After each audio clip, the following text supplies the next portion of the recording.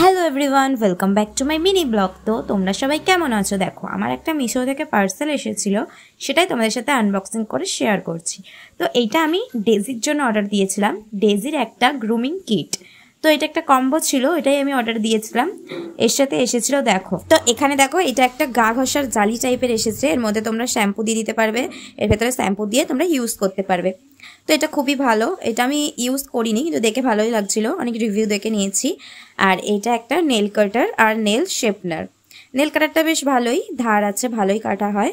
আর আমি এই শেপনারটা আমার ভালো লাগেনি, কারণ শেপনারটা পুরো ওয়ার্ক করে না, শেপনারটা একদমই ওয়ার্ক করে না। আর এখানে একটা দেখো ব্রাশ দিয়ে একটা চিরুনি দিয়েছে, এইটা হচ্ছে যখন টিক্স হয় ওই টিক্সগুলো বের করার জন্য।